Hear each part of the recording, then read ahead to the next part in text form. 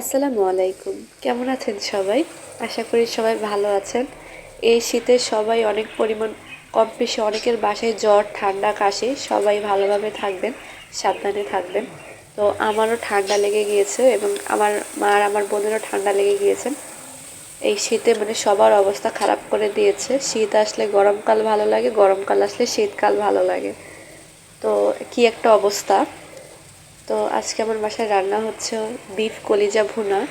তো আমাদের বাসায় সবারই ভালো লাগে বিফ কলিজা ভুনাটা, এবং এটা রান্না করছে আমার আম্মু।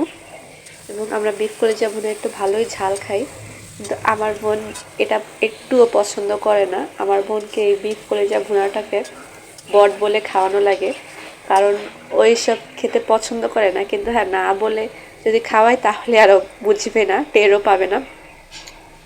তো আজকে আমাদের রাতে রান্না হচ্ছিল বিফ কলিজা ভুনা, এবং আজকে বাইরে অনেক পরিমাণ ঠান্ডা পড়েছে। ঠান্ডার মধ্যে এখন আবার শুরু হয়ে গেছে আমার এক্সাম। সব কিছু ভালো লাগে, কিন্তু ঠান্ডার মধ্যে সকালে উঠে এক্সাম দিতে আর ভালো লাগে না। সব থেকে অসহ্যকর একটা বিষয়, কারণ সকালবেলা কম্বলের নিচ থেকে বের হতে ইচ্ছা করে না। এক্সাম তো তার দূরের কথা, যা তাও এক্সাম দিয়ে যাচ্ছি।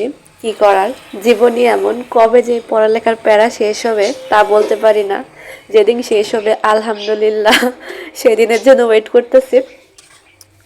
যাই হোক, আমাদের এখানে আমাদের কলিজা ভুনাটা হয়ে গেছে। তো আমরা কলিজা ভুনাটা একটু ভুনা ভুনাই খাই, অনেক সময় ভাজা ভাজাও খাই, কিন্তু আজকে আমরা ভুনা ভুনা খাবো। আর শীতের দিনে আমরা বেশিরভাগ রাতেই রান্না করি, কারণ রাতে গরম গরম ভাতের সাথে গরম গরম তরকারি খেতে প্রচুর পরিমাণ মজা লাগে। তো আমার ভিডিও আজকের জন্য এই পর্যন্তই। আল্লাহ হাফেজ।